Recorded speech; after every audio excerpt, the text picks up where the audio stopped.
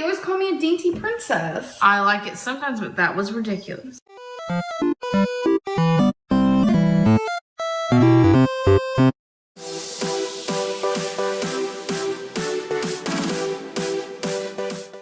y'all, and welcome back. Today we are going to delve into Amberlynn's diagnoses throughout the years. Some of these are physical, some mental, and some are repeated endlessly, while others only once. Now let's get into it.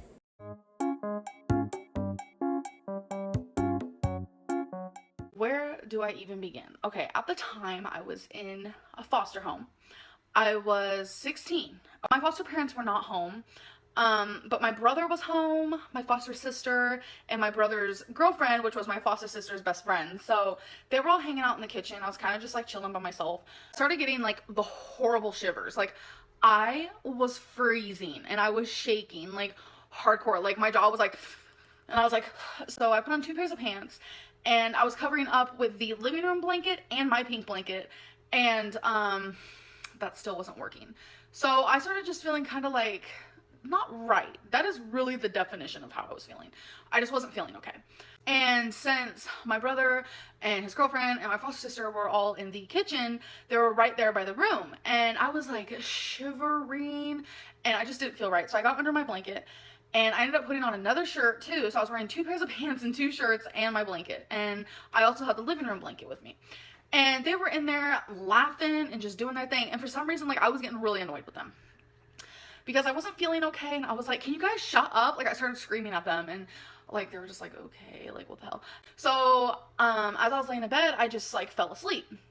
And I mean, I must have been sleeping for a while, because I woke up the next day. It was the weekend and it was probably noon, and that's a long time to be sleeping, and I was sweating my ass off, let me tell you. And then I took off my extra pair of pants, my extra shirt, and I ran to the bathroom like the speed of lightning, and I just puked. Like I felt so sick, like death. And I mean, I was puking probably every hour. I didn't want to eat or nothing. So that whole day was horrible. I was on and off shivering, on and off sweating, on and off shivering, on and off sweating. I was puking and I had diarrhea and I couldn't eat, so it became bile and it was disgusting and it was horrible. I felt like someone ran me over and I was like, what is happening? And obviously we all assumed I had the flu. So I went to sleep that night and I slept for 2 days. So when I woke up, my brother was there and he's like, what's going on? You've been sleeping? Like, are you hungry? I was like, no, I'm fine, but my leg really hurts. Like, it really hurts. And he's like, okay, well, let me look. And he's like, ooh, why is it so red? And I was like, I don't know. It's probably just because I've been sleeping and I've been laying on it weird. And that's literally what I thought. And he goes, no. The next day, my foster mom was like, okay, we're gonna go to the hospital. We need to get this figured out. And it was worse. My leg was swollen and it was like this hard, reddish, purplish, just like my whole calf. Like, oh, I can't explain it. And that whole night I didn't get up, right? So when I went to get up, the pain I felt, I have never in my life felt such pain. I couldn't walk. Like, it took every single ounce of me to walk. And I hadn't showered since I got sick. So I was like sickly stinky, just being honest. And my foster mom's like, okay, well, we need to go to the doctor and you need to take a shower first. I could barely take a shower. We went, they run tests, and they said, you have cellulitis. And I was like, what? And how they explained it to me then was it is a infection in the blood. And they're like, do you have any scabs on your feet? Do you have any cuts on your leg? Like, what could have caused this? And I explained to them the only thing that I could remember happening was I stubbed my toe, my big toe, really hard on wood like the day before I got really sick. And they're like, bingo. And I was like, huh? Because I stubbed my toe, I'm like on my deathbed, like what are you doing? And they're like, yeah, that's pretty much what happened. So they're like, we're gonna put you on antibiotics and that's gonna clear it all away. You'll be able to eat again. You'll stop puking. You won't be in pain anymore. So what they did was they took a marker and they marked exactly the outline of my cellulitis. And I was like, okay, so antibiotics, I normally don't take medicine, but I'm literally dying right now. There's been times where I was literally in agony and in pain and I didn't take my medication. A good example, I was actually hospitalized because I had cellulitis. They subscribed me antibiotics. I know antibiotics aren't bad for you, but I have this fear of medicine. I wasn't taking it right. I mean, I was taking it enough, so it like led me to go to the hospital, and they had to put like IVs in me. It was just like this whole thing. Like, because the doctor said like people die from cellulitis frequently, all the time, because they don't get the help they need, their temperature goes too high, etc, etc, etc. So I had to miss about a week of school. After about 5 days, we went back to the doctor because the outline they made on my leg, my cellulitis wasn't getting smaller, it was getting bigger. I was feeling worse, I was eating less and less and less. Everything was just getting worse. And I went to the doctor and they said these antibiotics are not working. And I was like, oh, okay. And they said, you need to go to the hospital. And for some reason, when they said that to me, I freaked out. I started hysterically crying, and I really don't know why. I think it's because the whole, like, people die from cellulitis, and I wasn't getting better, and, like, I hated myself, and I was like, why did I do this to myself? It wasn't even my fault. Like, everyone stubs their foot. Like, it happens. And the doctor said that my temperature was 105, and that he didn't know how I was even functioning. So I was rushed to the hospital, and they put an IV in me.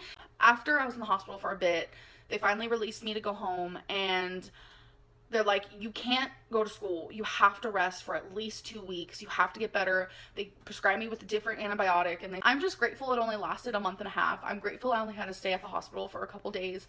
It honestly scared me because when I was rushed to the hospital, like, I could have died. 105 temperature is really scary, and I am very grateful for my foster mom to be there by my side the whole time. And yeah, like, it was scary, and it's definitely something I worry about frequently whenever I'm scratched on the leg or whenever I stub my toe.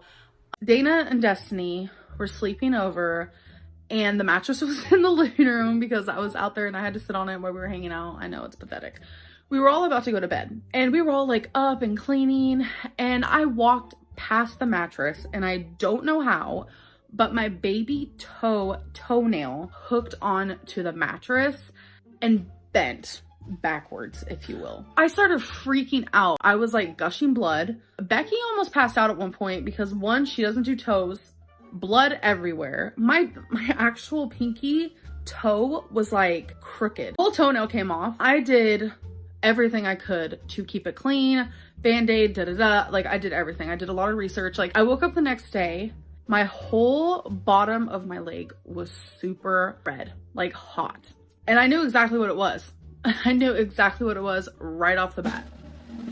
Cellulitis. Because I've had cellulitis before. I've had it twice. I was in high school both times. Somehow, I don't know how, because like I said, I took care of it. I got a bacteria in it. A lot of morbidly obese people do get cellulitis, but so do skinny people. A lot of skinny people. The ER told me to continue taking the antibiotics because it not only will help with my cellulitis, but it will also help with my bladder infection.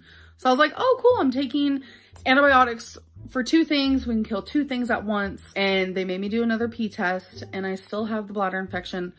And it's really, really bad. And I'm not sure what's causing it because I take care of Yandi. I was terrified about the cellulitis. The bladder infection, like, it wasn't really that big of a deal to me, even though that's also scary because it can travel to your kidneys. Like, it is a whole thing. We don't need that right now. And then, you guys, I got sick. So I did get tested for COVID and it was negative. If I would have just waited a little bit longer, we would have noticed that I actually had cellulitis. In the last couple of months, I've gotten cellulitis twice, so that's very weird. I make sure to take care of my body, clean my body. So the fact that I'm getting these infections is very frustrating to me. When I immediately noticed that it was cellulitis, I made a doctor's appointment and I'm on antibiotics. Like, my leg was highlighter red. It was truly terrifying, and now it's just like slightly pink. We're doing really good. I love taking the antibiotic. I feel like it's just going through my body.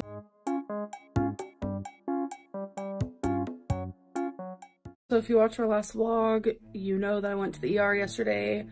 I left without a diagnosis or anything. The last 3 days I've been having belly button, like navel pain, but it's not like inside my stomach. It's the outside. It hurts mainly when I bend. I woke up today and now I'm bleeding out of my belly button. I was gonna see my actual doctor, but I kind of can't because it's the weekend. And the ER yesterday said if I get any worse to go back to the ER, but I'm not going back to that ER because they just seemed very nonchalant, so I'm gonna go to a different one. You know, the nurse came in, looked at my belly button almost immediately after the doctor did. He cleaned it up. I didn't realize actually how bad it was bleeding. He came back and he told me it might be an infection. It might be something that needs to be surgically fixed. He put me on 2 antibiotics.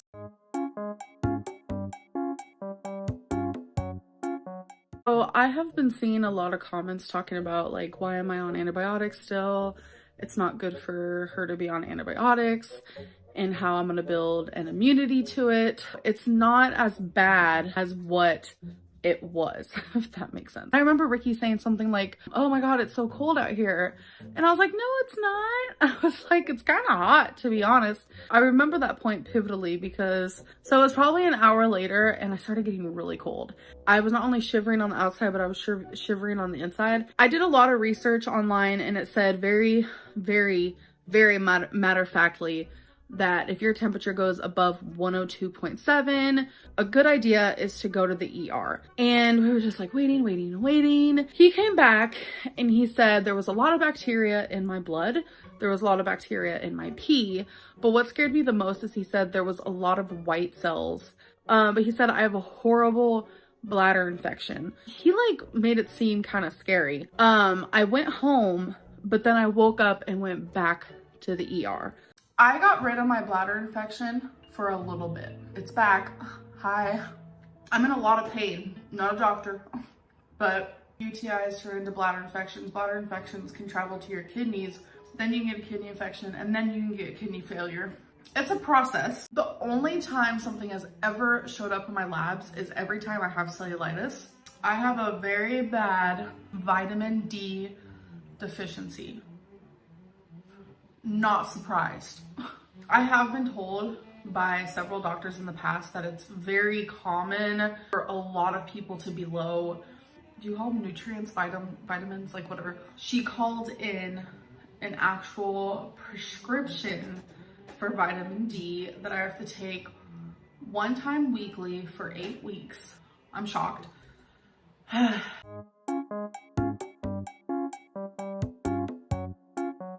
Last time I went to the doctor and I shared what happened, there were a lot of people who called me a liar. So just to get that out right now, there is no lying in this video. So we're gonna start with the fact that when I got into the doctor's office, there was nowhere for me to sit because my ass is too big to fit in the chairs. So I had to walk from the car into the doctor's, which for me is already hard enough. So then when they finally called me back, I don't walk anymore. Like, I have a Fitbit, I don't use it. I have legs, I rarely use them. I love my doctor, absolutely incredible doctor. But when my doctor came in and she said, so I heard you've been having some leg pain, because obviously the nurse corresponds with the doctor before, you know, I'm seen. So it turns out that I am losing a lot of circulation in that leg. How I sit, how I sleep, just how I do things. And she explained the reason why when I stand or when I walk, that's why I don't feel pain anymore. Or when my legs are straight and not, you know, bent in any sort of way, that's when I no longer feel pain, because my blood, the air, the oxygen, and just everything, all the human body little circulation tidbits are able to circulate easier when I'm up. And I was like, are you for real? That's what's wrong with me right now?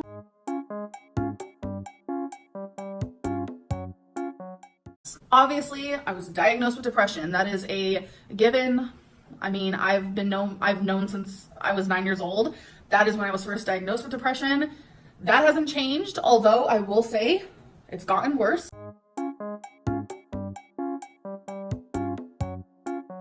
I was diagnosed with anxiety/panic disorder. Obviously, I struggle with so much anxiety. I have panic attacks. I described to her what my panic attacks look like, and it was hard to talk about. I, for one, felt like I was gonna have one just talking about it. I really don't want to trigger anyone in this video, so like I'm not gonna go into detail, but that wasn't obvious. I knew that as well. Anxiety has a bunch of small little things that go along with it, and it's just a lot, and I feel like it dampens a lot of my everyday life.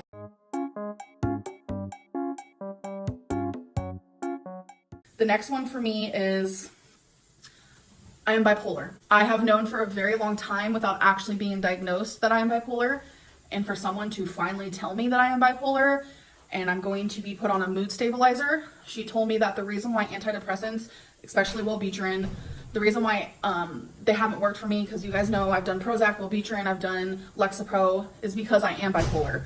She said that a mood stabilizer is going to first help with my depression, and then once she hires my dosage, it's going to finally then help with the fact that I'm bipolar.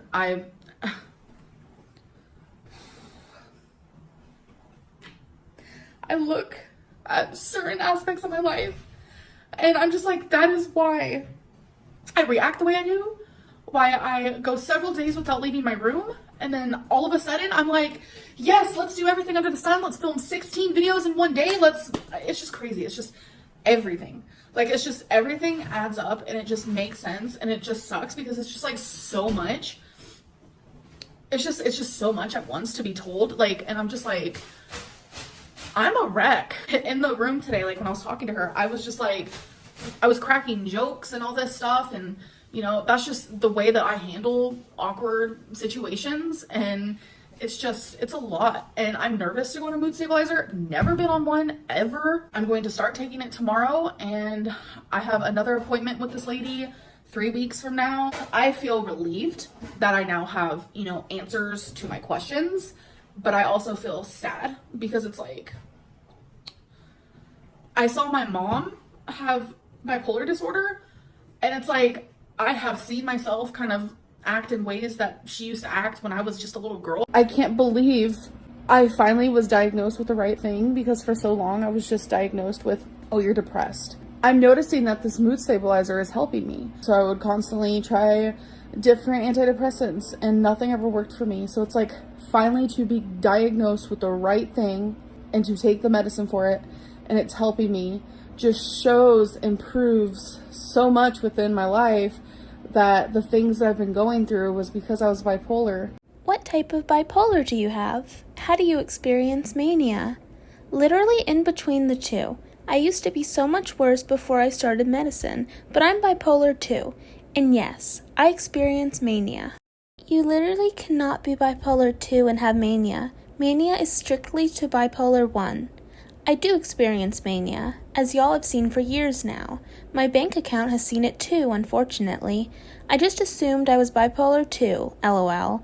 I was diagnosed with being bipolar, but I never got a number to it. Never cared to. Never felt important to me.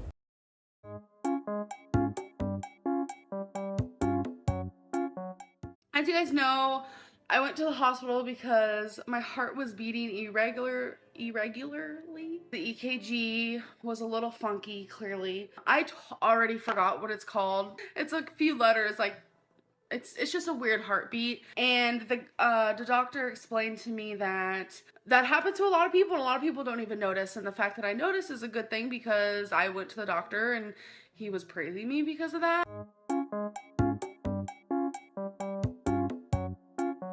But as for my legs and feet, they're swollen.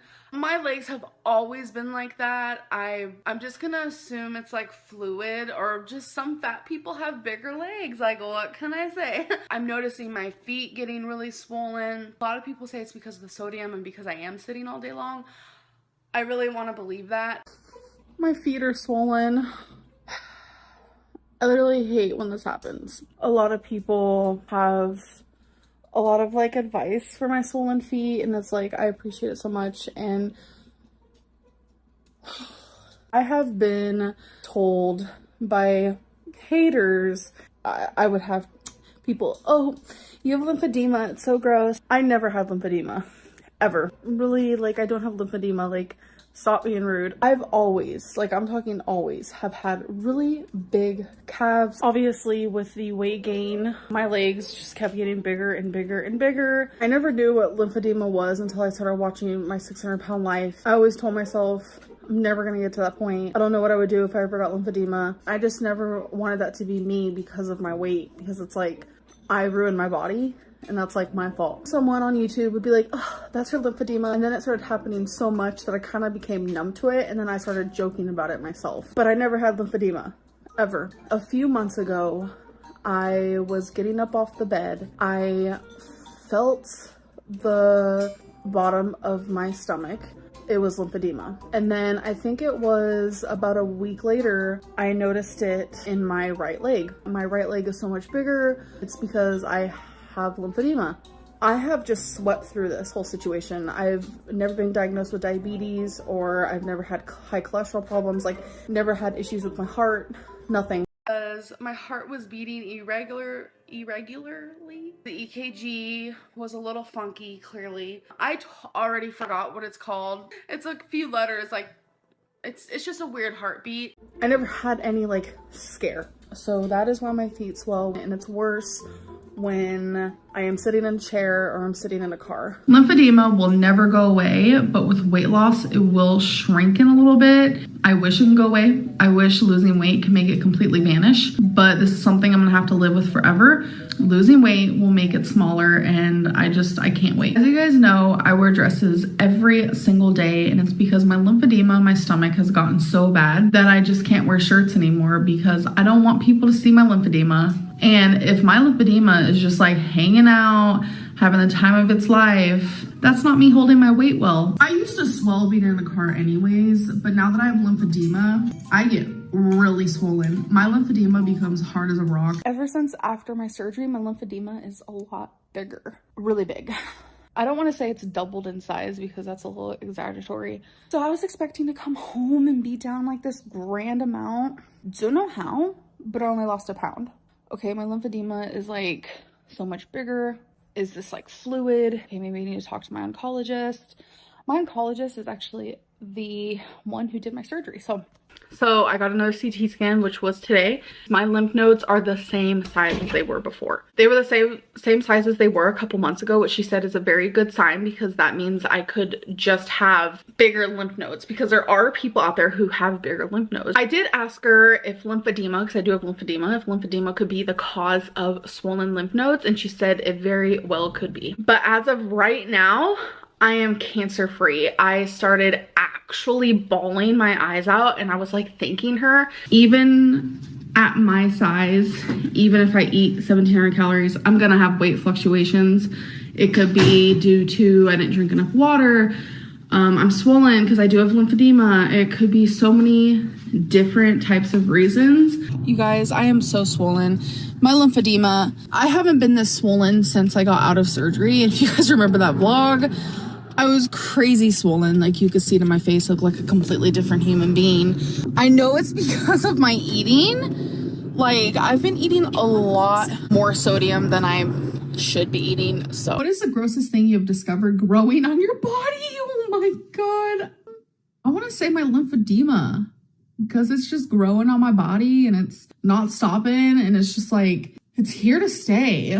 I have lymphedema. So by having lymphedema, when I don't drink enough water, I retain water / retain fluid, and it makes losing weight harder because I'm retaining so much water. As a bigger person, obviously I have more water than the average, and lymphedema loves to get swollen, loves to have a ton of fluid. So by me drinking more water and flushing myself out, I am in fact drinking water that I am losing, which makes it easier to expel all the other water from my body, if that makes sense. And I am not being Dr. Lynn. This is not only common sense, but I've been told this by doctors and also by my oncologist. Honestly, my biggest fear is my lymphedema, because I do have lymphedema and it is not curable. It's not something that just like goes away. There are things you could do to treat it. One of those things is weight loss. By me losing weight, I'm not getting rid of my lymphedema, I'm just making it a little bit smaller. And that thought scares me because it's like, while the rest of my body is about to start like shrinking even more, it's like my lymphedema is still gonna be big, and that terrifies me for like shallow reasons. I look deformed now, but I feel like if I was to lose a ton of weight and my lymphedema, like especially in my calf, like stays very big, like I'm gonna feel super self-conscious about that. And with weight loss, I am shrinking the lymphedema, which is actually a good thing, obviously, because that means less swelling, less pain, less chance of infection. Looking back, how long did you have lymphedema before you noticed? Were you ever treated for it? No, I have never been treated for lymphedema. It's really weird. I remember the year that it happened. I remember why it happened. I remember how it happened, but it's like it happened overnight. Like I remember one day literally just being like, uh-oh, it looks like I got lymphedema. It was during a very like depressing stage of my life where I literally stayed in my bed constantly. I was so big, I couldn't even walk for over a minute. That is when it started to form. I'm constantly wondering, like, if I didn't go through like that bed-bound moment, would I have lymphedema right now? Getting it treated is something that I really need to look into. Like, I know lymphedema never goes away, but like you can do things to help it. I saw the lymphedema specialist. I found out something kind of shocking that I was not expecting. In 2019, I started forming this big fluid like ness on my leg. I diagnosed myself with lymphedema, and then whenever I would see a doctor and I would say, yeah, I have lymphedema, they'd look at it and they wouldn't like say, oh no, that's not lymphedema. Like they would never like say, that's not what that is. They would just like go with it. But I never actually saw a lymphedema specialist or a doctor that knew much about lymphedema until recently. I have been advocating for myself and losing weight. So I want to say that this lymphedema specialist is more than that. She also is a specialist in lipedema. As soon as she saw me, even before I took my pants off, she knew exactly what it was. I do have a little bit of lymphedema, but what I'm actually experiencing is lipedema. It is a disease that not a lot of people have. This shocked me completely. Ever since I was a little girl, I've always experienced bigger calves and bigger arms. No matter what I ate, no matter what I did, like it was hard for me to lose weight. It was super easy for me to gain. For a couple weeks, I was eating below 2,000 calories and I was not losing weight. And you guys were calling me a liar. You guys were saying that I was lying and I was binging off a camera. For years now that I would be around the same people eating the same things. I would either gain weight or stay the same weight while they'd be losing weight or stay in their healthy size. I gain weight if I eat 2,400 calories. Like no one believed me, where I was eating like 1,700 calories and I was still gaining weight every single day, while Feline was doing the same diet as me and losing weight while she's already thin. I have a reason now. So you guys telling me, wow, her arms look so much bigger than years ago, or her legs look so much bigger than years ago, how is she actually losing weight? It's because of this disease. What? Like everything is just coming together. I have so many answers answered. Why don't I lose weight like I should? Why do I eat 1,800 calories and I still gain weight? Like, why does a simple car ride make me gain 6 pounds? Like, so yeah, I'm happy about that. And it's something that I've wanted for so long and I finally did it.